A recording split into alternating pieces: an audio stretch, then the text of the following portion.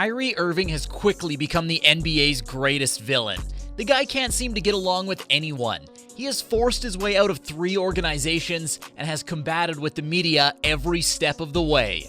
As a player, Kyrie is immensely talented. He was gifted with ball handling skills that the league has literally never seen before. But as a person, he's about as liked as a piece of chewed gum that was stuck underneath your chair. Is it his fault? Or is Kyrie Irving a misunderstood soul who is going to flourish with his new opportunity? Get your popcorn ready, because we're about to get right into this one. Kyrie was drafted with the first overall pick in the 2011 NBA draft. He bursted onto the scene by showing off skills that made him an all-star during his second season in the league. He was expected to lead the Cavs through a rebuild when an unexpected turn of events allowed Cleveland to expedite their way to the top of the NBA immediately. LeBron James decided to bring his talents back home to Ohio and fulfill a promise to bring the Cavs their first ever championship.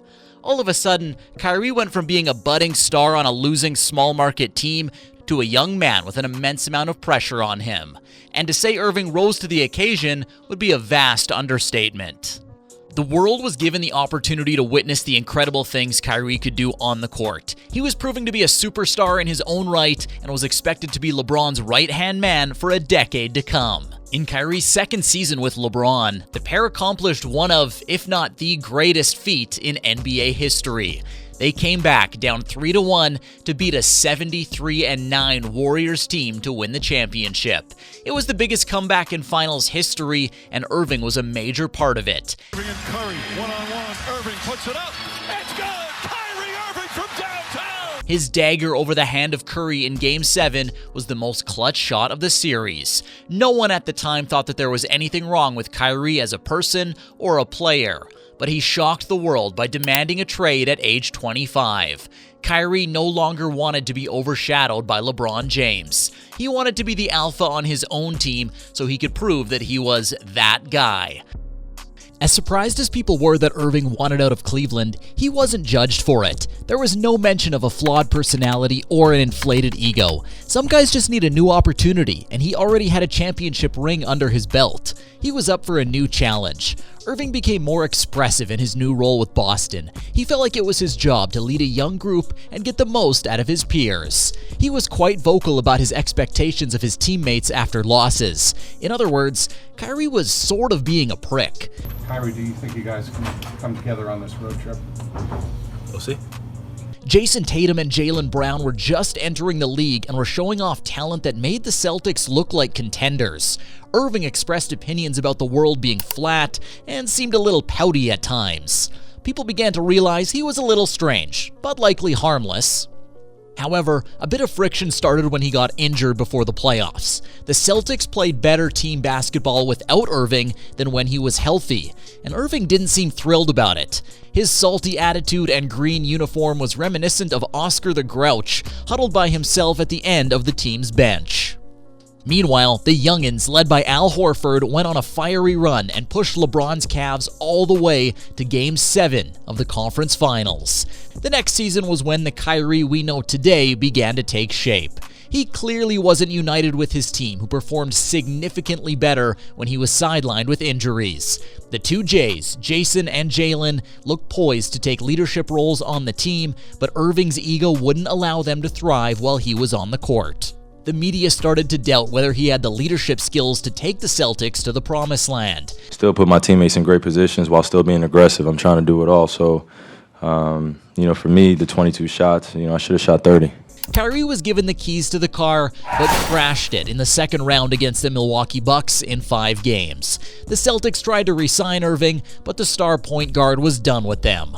And as soon as he left, it was like a breath of fresh air flowed through the Celtics locker room, and all their young players immediately reached new heights in their career. Irving's absence was the best thing that could have happened for the Celtics. Kyrie packed his bags and decided to team up with the legendary Kevin Durant. The two disgruntled players showed up to Brooklyn with a whole lot to prove and lofty expectations. But this was where things would get really weird for Kyrie. During their first season together, Durant was recovering from an Achilles injury and was forced to sit out the entire season. Kyrie, who was expected to play, sort of just took the year off too, like it didn't really matter. His pompous attitude made it seem like he and his co-star were above the rest of the team and more important than the rest of the organization. The season was brought to a halt when the pandemic broke out. When teams were invited to compete in the bubble, Irving opted out. Irving, who had already started rubbing the organization the wrong way with his conduct, made the decision not for health-related reasons, but instead to protest to support the Black Lives Matter movement. Not only did he sit out, but he tried to organize a protest for the rest of the league to sit out too. Irving's attempted sit-out movement was a flop, and the bubble was a huge success.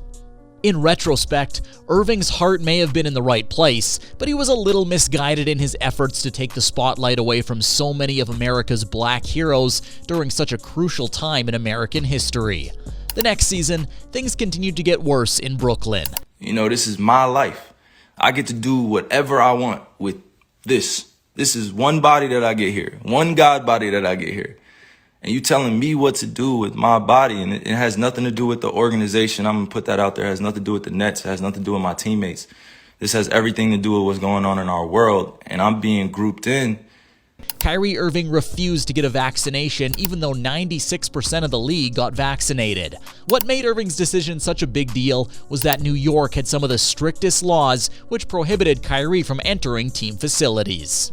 Kyrie missed almost 30 games during the 2020-21 season, and the Brooklyn Nets were ousted by the Milwaukee Bucks in the second round of the playoffs. The following season was even worse. Irving only suited up for 29 games and got swept in the first round by his former team, the Boston Celtics. At his exit meeting, he talked as if he was the GM of the team and arrogantly took no responsibility for the team's loss, in usual Kyrie Irving fashion.